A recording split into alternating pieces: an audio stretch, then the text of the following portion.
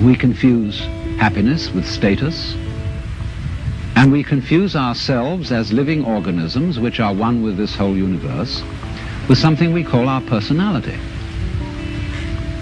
Now, what is our personality? Our personality is what we call our image of ourselves, and also our thought about ourselves, our idea of ourselves. This is the person.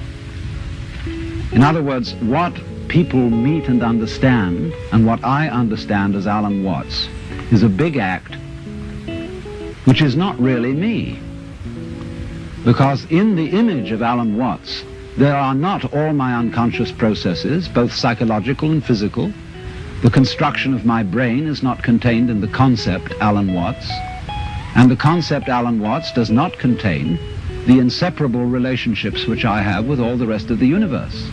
And therefore that concept is a fraud. And when it's mistaken for the real me, there's a confusion. Because if somebody says to me, Alan Watts, do something about it, the concept Alan Watts can't do anything.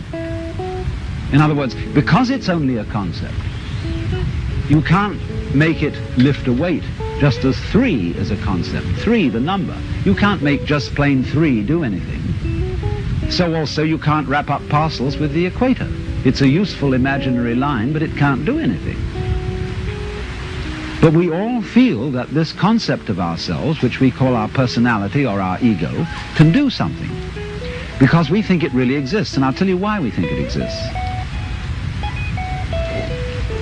What happens when if I were to say to you, now look hard at the television screen, really look at it.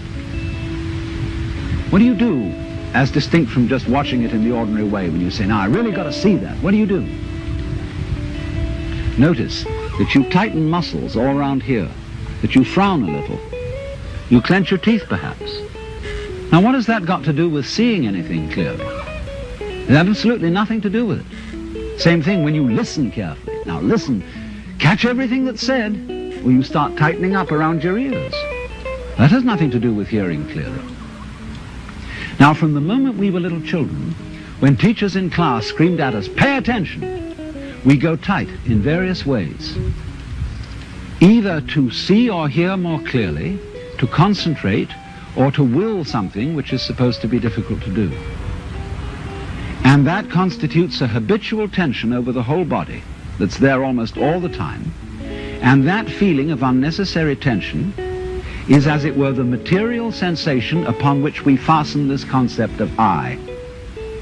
We hang it on to that feeling. The concept is not us. The feeling of tension is completely phony. It has nothing to do with success in seeing, hearing, or acting. And so we get the marriage of an illusion with a falsehood, and that we call ourselves. And no wonder we feel cut off from everything, alienated, frightened of life and death. So what has to happen is we have to come back to a sane view of our own life, which is the way we really are, an organism functioning in terms of the whole environment, with the whole environment, instead of this funny little separate personality. But how are we going to do that? People say, oh, you can't change human nature overnight. You're asking us to give up the ego. And that's the most difficult of all things to do. Actually, it isn't. Because the ego doesn't exist. But of course, if you try to give up your ego with your ego, then it'll take you to the end of time. Because this is the point. You can't transform yourself.